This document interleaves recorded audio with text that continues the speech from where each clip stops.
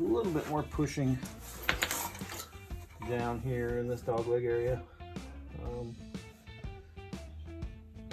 Try and get some of that pushed out, because it is still pushed in there quite a ways, and it's causing a little bit of a bend still up in here that I want to get out before I work this up here too much more.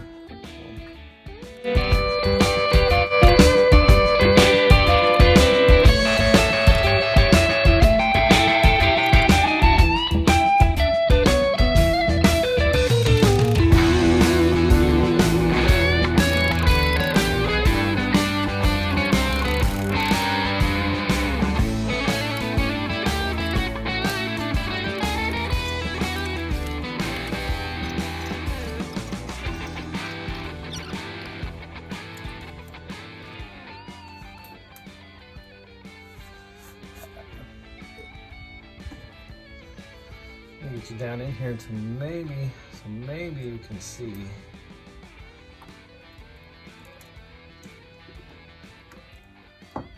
Really hard to see on camera how this is pushing out here, but it is pushing out, and we'll hammer down some of these areas in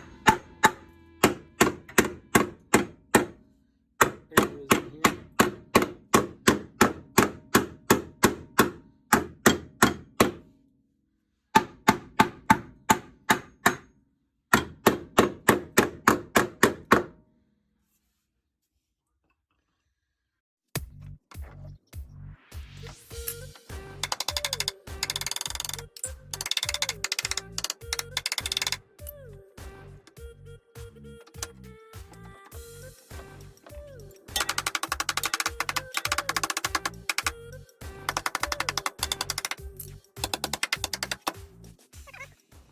Some of this, like this little wrinkle in here, is being held down by this crunched outer skin here.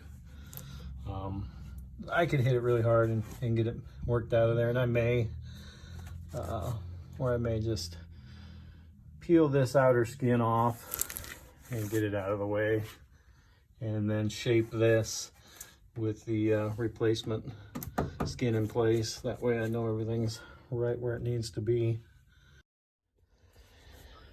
Well, the first thing we're going to want to do is, there's this rubber molding inside where the door seals up against when it shuts. We're going to get that out of the way as much as we can here, and that's to expose the pinch weld. Along the pinch weld, you can see them.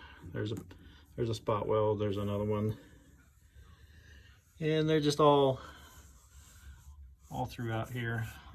We've kind of got marked out roughly where we're going to section in the quarter panel, the dog leg of the quarter panel,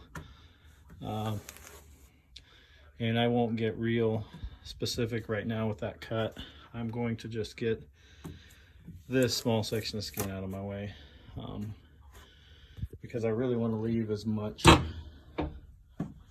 the quarter panel on here, because if I cut this out right now, I'm not going to be able to see as I'm pushing in behind here how this gap is coming along. So I'm going to leave as much of this skin on here as I can. I just want to get this really damaged area out. I could beat on it from the backside with a really big hammer, but just easier to get this portion of the skin out of the way, because there's so many body lines here. You got all this stuff here, and that is so strong right there. To beat on it with a hammer is going to be tough. If I had a frame machine, I could just hook in behind here with a little J-hook claw and kind of push and pull that out. But to do that by hand in this little one-car garage is just not going to happen real easy. So I'm going to get this out of the way. So I'll show you the process of doing that here real quick. Okay, as you can see, I've kind of marked out where I'm going to cut this section out here to get rid of this little messed up part of the dog leg of the quarter pound here. I've also marked out where some spot welds are. This Volkswagen, there's a traditional spot weld here, just a little round circle. I'm not sure what these little, they're more like little 3/4 of an inch crimps, I guess. I don't know if that's a spot weld that they use. I'm not real familiar with the Volkswagens here, but I'll show you how I'm going to find out what's a spot weld and what's not here. So just going to take my my air chisel here, and on the end I have this little air chisel bit that I sharpened up to a pretty good point there. And what I'm going to do is there's this outer skin and then there's the inner skin back here. I'm just going to put that in between here and slowly chisel in here and see what's going to try and separate and what's not. That way the pinch weld itself will be exposed. So as you can see, right up here is a pinch where the pinch weld's at, and this is going to be noisy, I apologize. And you can kind of see it just kind of separated right in there. And I'm just going to kind of run this down real slowly.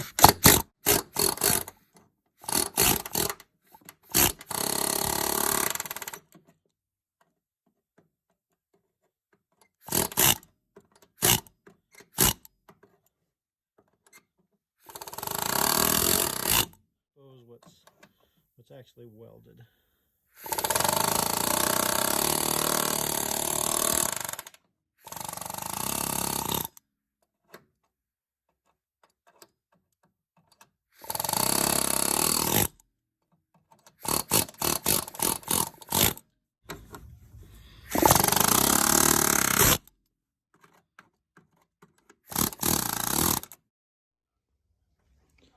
All right. As you can see, everywhere there is a white mark. If you come up in here, it was stuck together. Like here, it's still stuck together down in there. You can see that, and then it separates and then it comes back together. So that is some type of spot weld. It's just not the normal type that I'm used to seeing with the little circle. This is more of a little 3/4 inch. Little 3/4 inch head instead of a round traditional one like you see in most American cars. But either way, all we're going to do is try and split this. I'm going to carefully, because this top one, this one right here, just separated without much force. Usually what you do with these spot welds, they make a spot weld bit where you can drill out just the outer skin. Don't drill completely through both skins, the inner and the outer. You'll just drill through the outer skin, and then that separates the outer skin from the inner. If I have to, I will grind this outer skin down and then separate it with the air chisel. And basically all you're doing is you're making this outer skin. You can grind completely through if you want, and that works also, and then just separate. But if you thin this down, this outer skin down a little bit, when you air chisel, the inner skin will win over the outer skin because it's just got more material on the inner skin, so it just separates the outer skin even if you don't grind all the way through. So I'm just going to carefully try and separate it with the air chisel.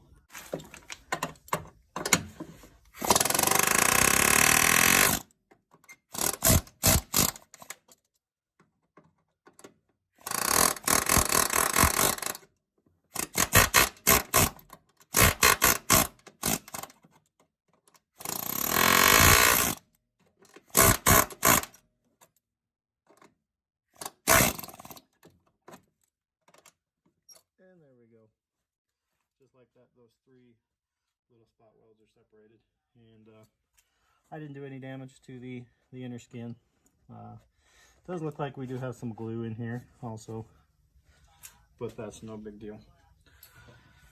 So the next step we're going to take here is to take my cutoff wheel, and we'll just cut down through here and get this outer skin out of the way.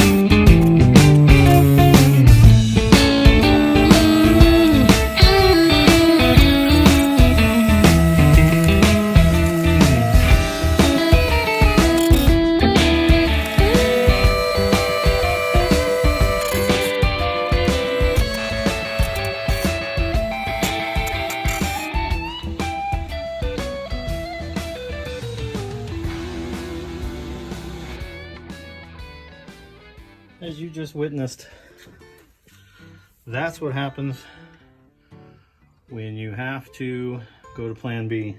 My cutoff wheel tool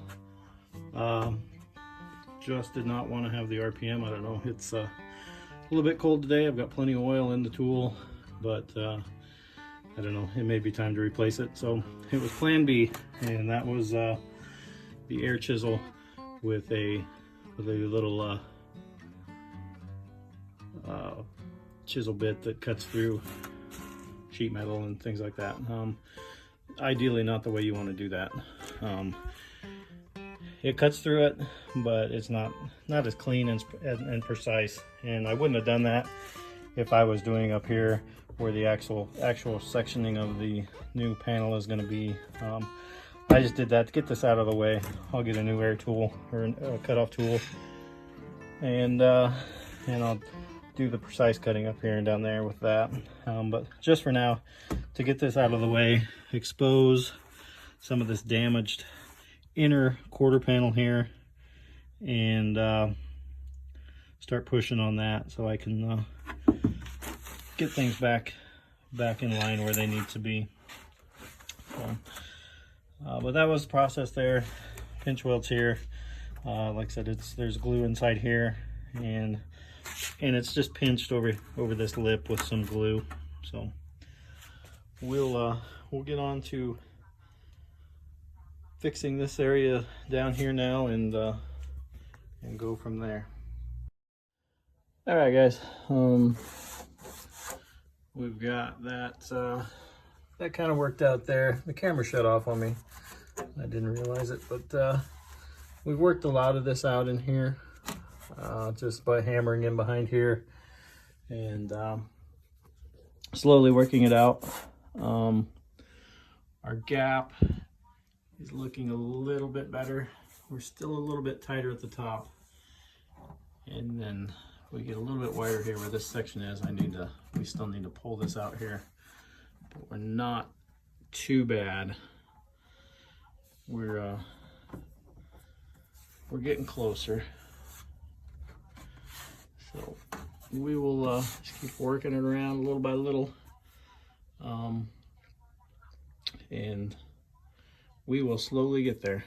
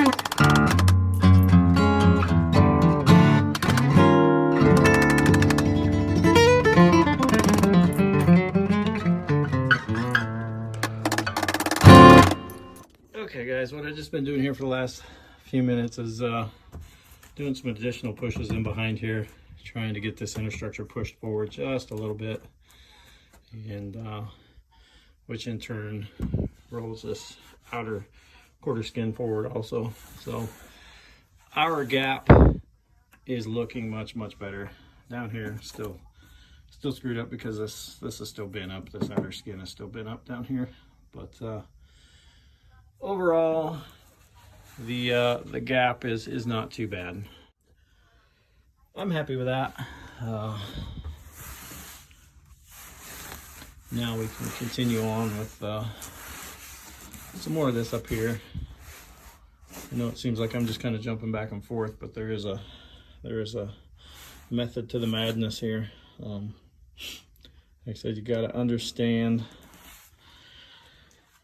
on structural damage like this, it's not just the outer skin, the cosmetic outer shell that makes everything look nice with all the body lines and contours. It's also this underneath here that's holding a lot of that back. So you've got to get to the root of the problem to get things where you want them. And on this particular car, there was a lot of damage down here that was holding what's up here back.